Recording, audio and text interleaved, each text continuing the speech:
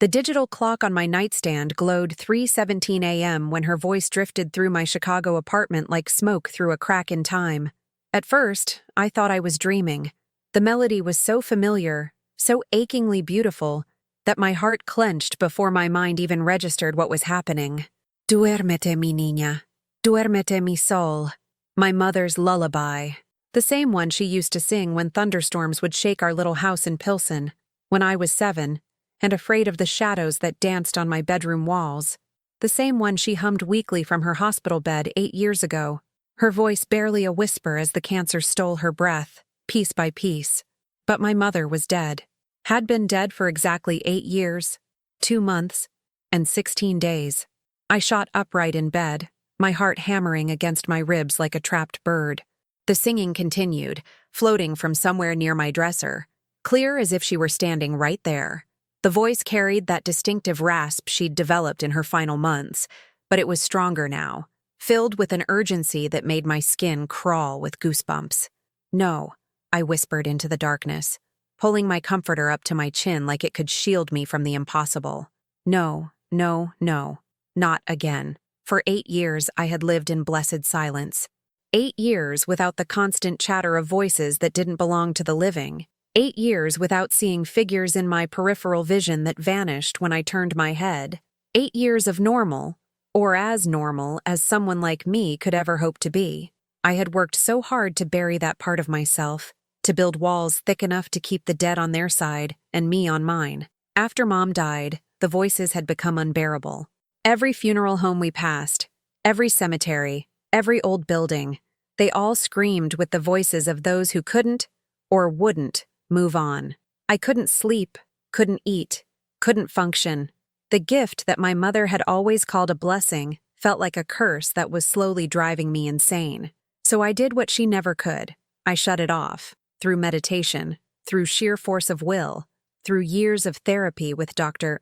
Martinez, who thought my auditory hallucinations were symptoms of grief-induced psychosis. I built a fortress around my mind and learned to live in the quiet.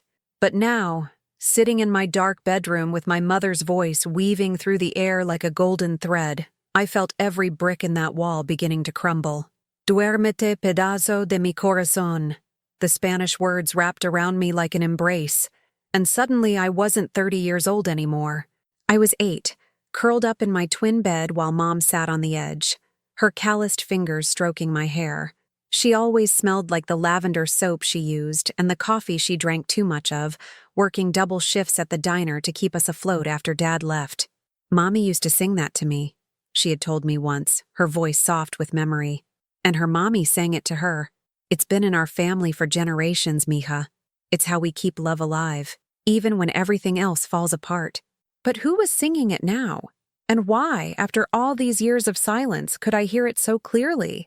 I forced myself to stand, my legs shaky beneath me. The hardwood floor was cold against my bare feet as I crept toward my dresser, following the sound. My apartment was small, just a studio in Logan Square that I could afford on my librarian's salary, so there weren't many places the voice could be coming from. But as I moved closer, the singing seemed to shift, leading me away from the dresser and toward the old cedar chest I kept at the foot of my bed. The chest had been my mother's, filled with her most precious belongings: photo albums, her wedding dress, the rosary her own mother had brought from Guadalajara. I hadn't opened it since the funeral, couldn't bear to sort through the remnants of a life cut too short. It sat there like a monument to my grief, gathering dust and memories in equal measure. The singing stopped abruptly, leaving behind a silence so profound it felt like holding my breath underwater. But the air around the chest seemed to shimmer, like heat waves rising from summer pavement, and I caught a scent that made my knees nearly buckle. White Shoulders perfume, the cheap drugstore brand my mother had worn every day of her life. "Mom?" The word escaped my lips as barely a whisper, and I immediately felt foolish.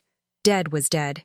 I had learned that lesson the hard way, watching her waste away in that sterile hospital room, holding her hand as the machines flatlined and the nurses gently ushered me away. But the scent grew stronger, and I heard something that made my blood freeze.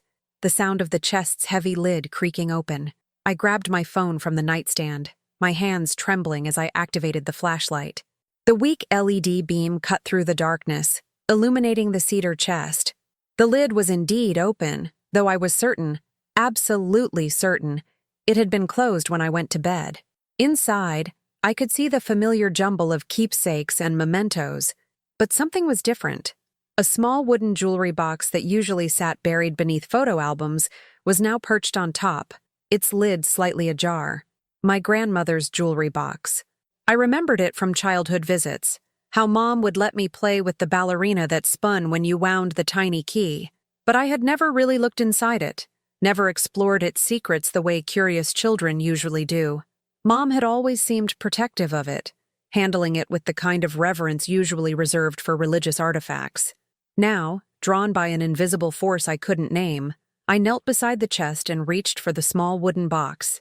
It was warm to the touch, as if someone had been holding it. As I lifted the lid fully, a tiny ballerina in a faded pink tutu began to spin, and the familiar melody of my mother's lullaby tinkled out in perfect, crystalline notes. But it wasn't the music box's song that made my heart stop. It was what I found nestled beneath the ballerina's platform, a hidden compartment I had never known existed, containing a small stack of letters tied with a blue ribbon. The paper looked old, yellowed at the edges, and the ink had faded to brown, but I could make out my mother's handwriting on the top envelope, along with words that made my world tilt on its axis. For Anna, when you're ready to know the truth about our family. With shaking hands, I untied the ribbon and opened the first letter. My mother's familiar script filled the page, but the words seemed impossible, like something out of a fever dream. Mi querida Ana, if you're reading this, then the gift has returned to you, just as I knew it would. I tried so hard to protect you from this burden, to let you live a normal life free from the voices that have haunted our family for generations.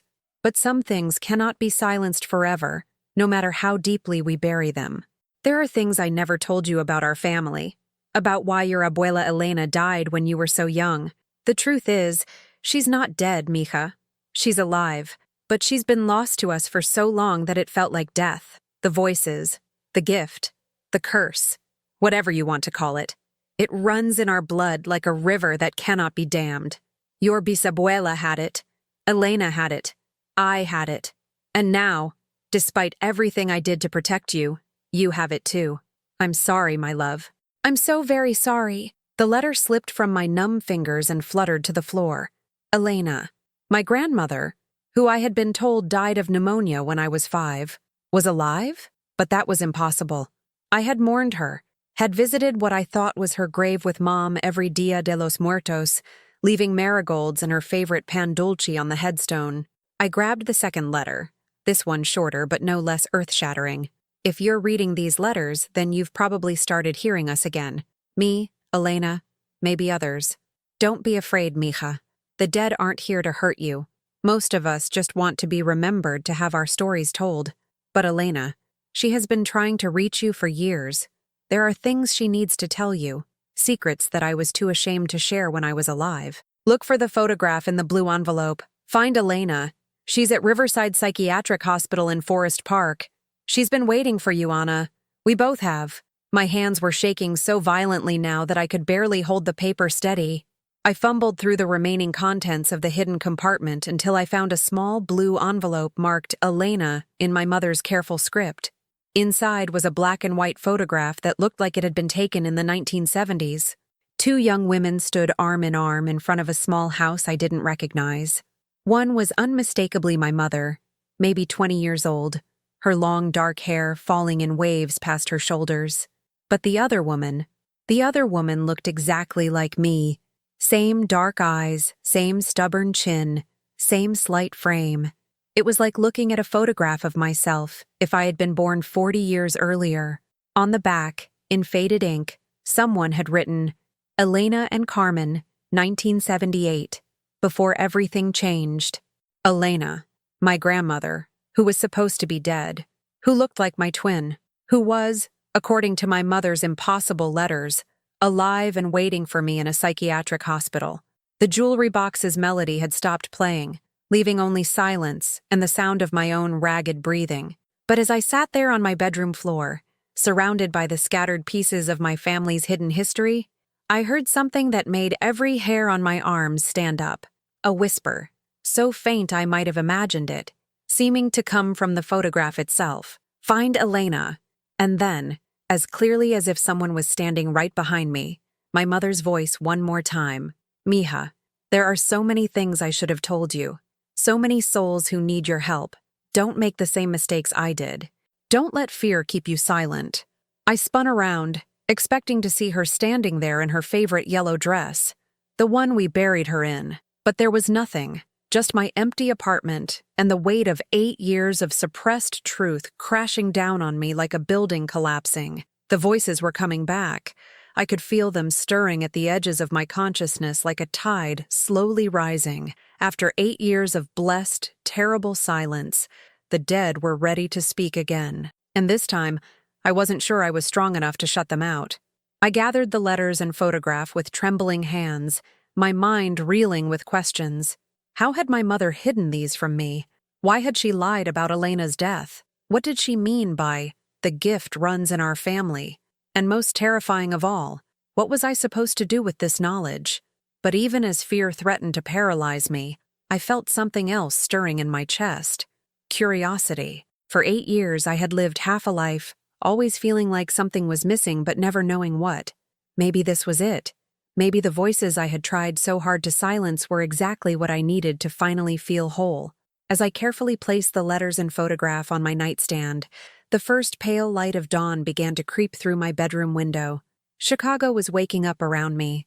I could hear the distant rumble of the L train, the early morning traffic beginning to build. Normal people starting their normal days, blissfully unaware that the supernatural was real and walking among them. But I wasn't normal people. I never had been. And maybe, just maybe, it was time to stop pretending otherwise. The digital clock now read 4:43 a.m., and I knew with absolute certainty that sleep would not come again tonight. Instead, I made coffee and sat at my small kitchen table, reading and rereading my mother's letters as the sun rose over the city. By the time my neighbors started their morning routines, I had made a decision that would change everything. I was going to find Elena. I didn't go to work that morning. Instead, I called in sick for the first time in 3 years and spread my mother's letters across my kitchen table like pieces of a puzzle I was terrified to solve. Each envelope contained fragments of a life I thought I knew, secrets that rewrote everything I believed about my family. The third letter was dated just 2 weeks before my mother's death. "Anna, I can feel myself getting weaker each day, and I know I'm running out of time to tell you the truth. Elena has been calling the hospital, somehow knowing I'm here. I don't know how she found out. They told me the doctors at Riverside don't give out information about patients' families. But she knows, Mija. She's always known things she shouldn't know. The gift skipped me for the most part. Gracias a Dios. I only heard whispers sometimes, usually when I was very tired or very scared. But Elena, she heard them constantly, from the time she was a little girl. Our mother brought her to priests, to curanderas, to doctors. Nothing helped. The voices only got stronger. When Elena started talking to empty rooms and drawing pictures of dead relatives she'd never met, people in the neighborhood began to whisper. Bruja, they called her. Loca. In 1985, when you were still in diapers, your father convinced me to have Elena committed. He said it wasn't safe for you to be around her. I was young and scared, Anna. I thought I was protecting you. But I see now that I was only protecting myself. From the truth, from the shame, from having to explain why my mother could see things that weren't there. Except they were there, weren't they? They were always there. My hands were shaking as I set the letter down. 1985. I would have been 2 years old. All these years I had believed my grandmother died when I was 5 because that's when my mother stopped talking about her, when we stopped visiting that grave in Graceland Cemetery. But she hadn't died. She had simply been erased from our family story, locked away where her inconvenient truth couldn't disturb our carefully constructed normal life. I pulled out my phone and searched for Riverside Psychiatric Hospital. The facility's website was clean and professional, featuring stock photos of smiling doctors and testimonials about compassionate care. But when I dug deeper, searching for visitor information and patient advocacy resources, I found something that made my stomach drop. A news article from 1987 titled, "Forgotten Patients." The Long-Term Care Crisis in Illinois Mental Health Facilities. The article included a photograph of Riverside's East Wing, where patients with indefinite commitment orders were housed. According to the reporter, some patients had been there for decades, their families either unable or unwilling to maintain contact. The facility had been investigated multiple times for inadequate care and patient neglect. Elena had been there for almost 40 years. I scrolled through public records, my librarian training kicking in as I navigated database after database. Elena Vasquez, committed in 1985 at age 38, for acute psychosis with auditory and visual hallucinations. Listed emergency contact: Carmen Vasquez, daughter. But the contact information hadn't been updated since my mother's death 8 years ago. My grandmother was listed as a ward of the state, forgotten and alone. The thought made me sick. While I had been living my carefully normal life, suppressing my own abilities and pretending the supernatural didn't exist, Elena had been trapped in an institution, probably medicated into compliance, her gift dismissed as madness. I needed answers, and I knew there was only one person who might have them. Tia Rosa lived in a small house in Berwyn, 20 minutes from my apartment if the Blue Line was running on time. She was my mother's younger sister, the one who had always seemed slightly uncomfortable at family gatherings, who changed the subject whenever anyone mentioned Elena or the old days. I had always assumed it was grief. Losing a parent young can affect people in different ways. Now I wondered if it was guilt. The train ride gave me time to think, to plan what I would say. How do you ask someone about a family member who's been hidden for 40 years? How do you confront decades of carefully maintained lies? Rosa's house was identical to dozens of others on her block. Small brick bungalow, tiny front yard, American flag hanging from the porch. She answered the door in her bathrobe despite it being nearly noon, her graying hair twisted up in curlers. She looked older than I remembered, more fragile. "Anna? Mija, what are you doing here? Is everything okay? We need to talk, Tia, about Elena." The name hit her like a physical blow. Her face went white, and she grabbed the doorframe for support. "Elena's dead, Anna. You know that. She died when you were little." "No, she didn't." I pulled out the photograph, the one showing Elena and my mother young and happy. "She's at Riverside Psychiatric Hospital. She's been there since 1985. Rosa stared at the photograph for a long moment, her fingers tracing Elena's face with something that looked like longing. Then she stepped aside, wordlessly inviting me in.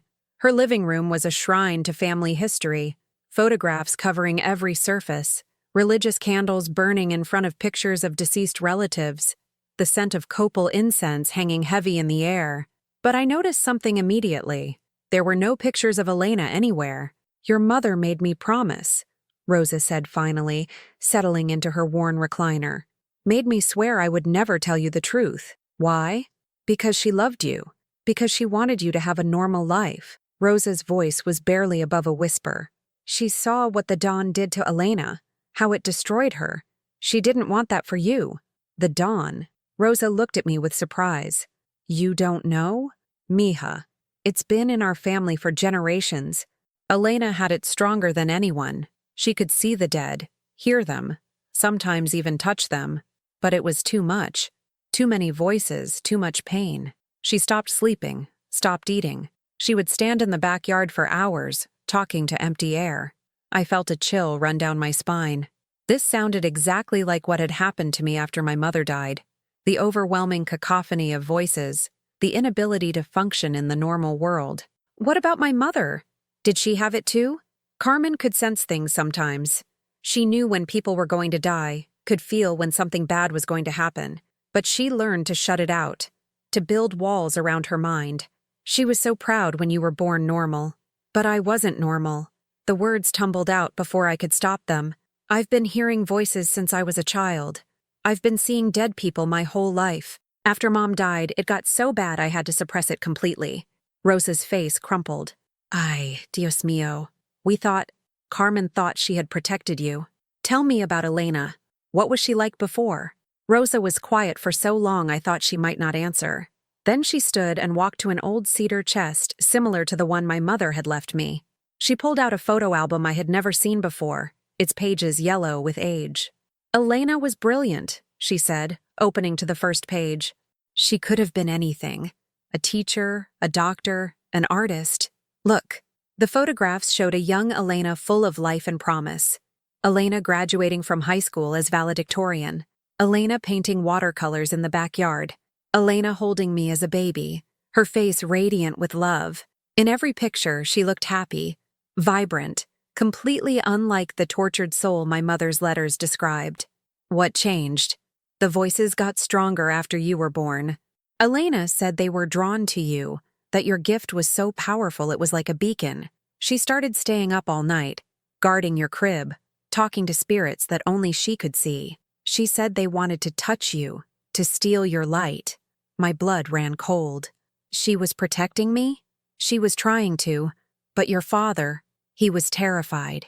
He came home one night and found Elena holding you while arguing with empty air. She was shouting at something to stay away, leave you alone. To him, it looked like she was threatening you.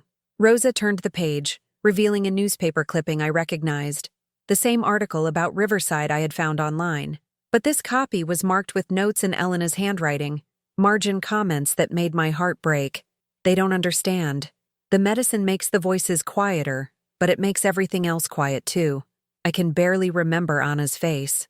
Carmen visited today, but she wouldn't look at me. I tried to tell her about the man in the white coat who follows her around, but she said I was having delusions. It's been 3 months since anyone came to see me. I think they've forgotten I exist.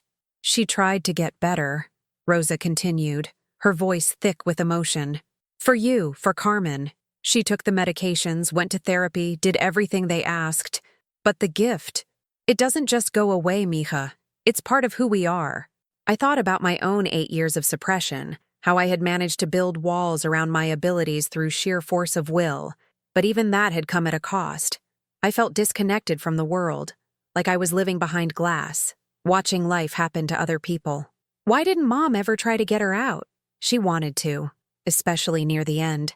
She talked about bringing Elena home, said maybe it was time for the family to face the truth. But then she got sicker, and there wasn't time.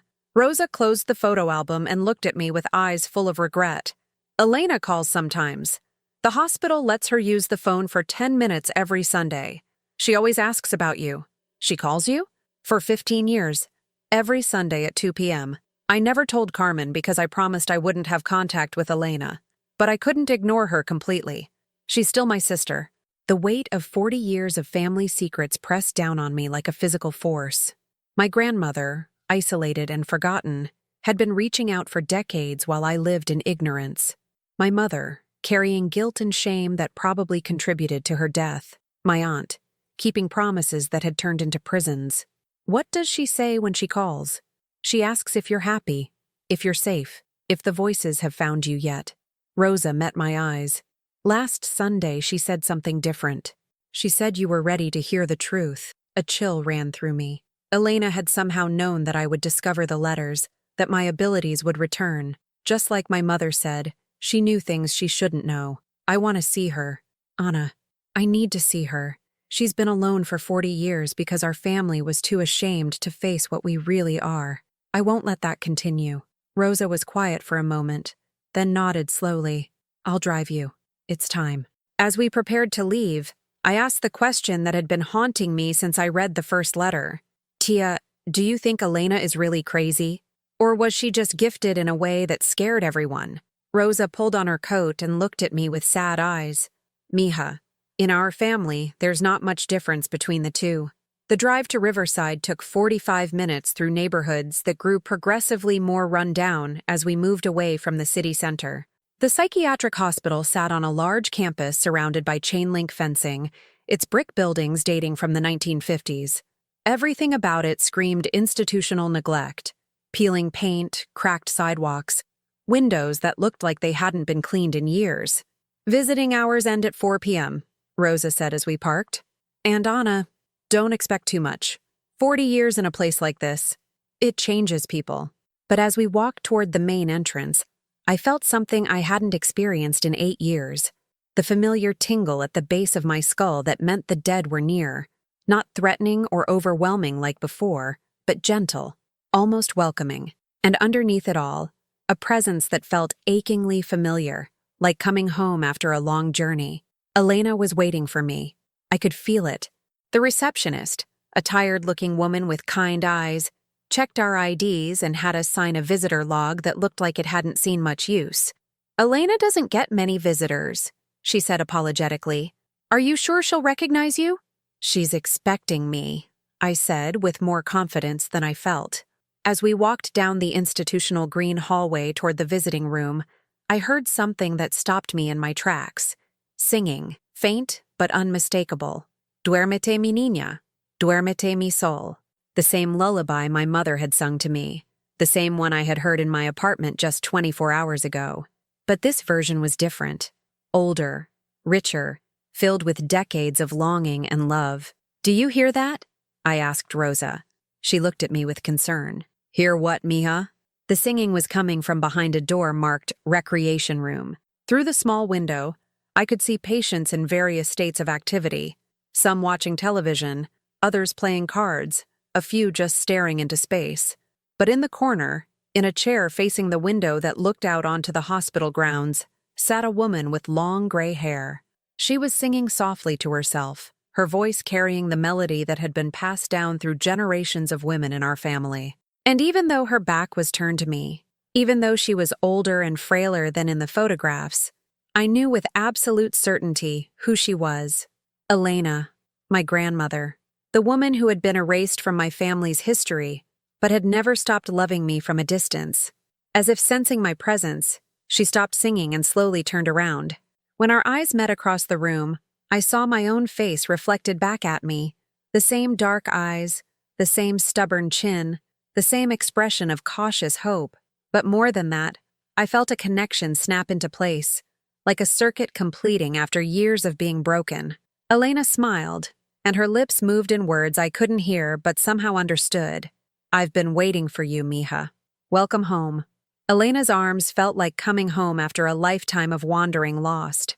Despite 40 years of separation, despite the institutional setting and the antiseptic smell of the visiting room, her embrace carried the warmth of every lullaby, every bedtime story, every moment of love that had been stolen from us. "Mi nieta preciosa," she whispered against my hair, her voice stronger than I had expected. "You look just like I did at your age." When we finally pulled apart, I studied her face. The years had carved lines around her eyes, and her hair had gone completely silver, but her gaze was sharp, intelligent, completely lucid. This wasn't the broken woman I had imagined based on 40 years of institutional records. "They said you were sick," I said, the words catching in my throat. Elena's laugh was bitter. Sick with a gift they couldn't understand. Sick with truth in a family that preferred lies. She glanced at Rosa, who had remained standing near the door. "Thank you for bringing her, hermana. Abuela, I need to know everything. About the voices, about our family, about why Mom hid you from me." Elena nodded, taking my hands in hers. Her fingers were ice cold but steady. "The gift runs in the women of our bloodline, mija. Our great-grandmother could speak to the spirits of the revolution. Our grandmother helped lost souls find peace during the influenza epidemic. I tried to do the same, but the world wasn't ready for our truth. What happened the night they took you away? You were 2 years old, sleeping in your crib. The spirits were gathering around you like moths to flame. Your gift was so pure, so powerful. I was trying to protect you from one particularly angry soul, a man who had died violently and wanted to possess your light. To your father, it looked like I was threatening you myself." The room seemed to shimmer around us, and suddenly I could see it. A younger Elena standing over a crib, arguing with something invisible, her voice rising in desperation as she tried to shield a sleeping child from supernatural danger. "You can see it, can't you?" Elena squeezed my hands. "The memories, the spirits. Your gift is awakening fully now." I nodded, tears streaming down my face. After Mom died, the voices became too much. I had to shut them out completely. And now, they're coming back, starting with Mom's voice in my apartment 2 nights ago. Elena smiled, and I felt a familiar presence materialize beside us. My mother stood there, translucent but unmistakably real, her face radiant with joy and relief. "You can see her too," Elena said. It wasn't a question. My mother's spirit moved closer, her lips forming words I could almost hear. Elena nodded, as if listening to a conversation I couldn't quite access. She says she's sorry for the lies, Mija. She thought she was protecting you, but she realizes now that hiding from our gift only made it more dangerous. What does she want me to do? Elena closed her eyes, listening to something beyond my perception. When she opened them again, her expression was grave. There are others, Anna. People like us who've been silenced, medicated, forgotten. Children who are being called crazy for seeing things that are real. Your gift isn't just for our family. It's meant to help others find their way home. I felt a shift in the air around us, and suddenly the visiting room was filled with spirits. Patients who had died in the hospital, family members of current residents, lost souls who had been drawn to Elena's light over the decades. They weren't threatening or overwhelming. They were simply there, waiting. This is what I've been doing for 40 years, Elena said, helping them find peace, giving them a voice. But I'm old now, tired. It's time to pass the responsibility to someone stronger. I don't know if I'm strong enough. You are. You've already proven that by coming here, by facing the truth our family tried to bury. Elena stood, her movements surprisingly graceful for someone her age. But first, we need to get you trained properly. There's a woman in Oak Park, Dr. Sarah Chen. She's like us, but she works within the system, helping people understand their gifts instead of suppressing them. How do you know about her? Elena smiled. The spirits talk, Mija. They've been waiting for you to be ready. As visiting hours ended and we prepared to leave, Elena pulled me close one final time. Don't let them make you forget again, Anna. Don't let shame silence our family's gift. There are too many people who need us. Driving back to the city with Rosa, I felt fundamentally changed. The voices were no longer something to fear, but a responsibility to embrace. My mother's spirit had finally found peace, and Elena would no longer be forgotten. 3 months later, I had moved Elena to a small assisted living facility near my apartment. With Dr. Chen's help, I was learning to control and channel my abilities. I had started a support group for people with supernatural experiences, helping them understand they weren't alone or crazy. And every Sunday evening, 3 generations of women in my family would sit together, Elena in her new home, my mother's spirit visiting when she could, and me finally accepting the gift that had always been mine. The dead still speak to me, but now I listen with purpose, helping lost souls find their way home while honoring the truth my family tried so hard to bury. Some gifts are too powerful to silence forever. Sometimes the voices we try to ignore are exactly the ones the world needs to hear.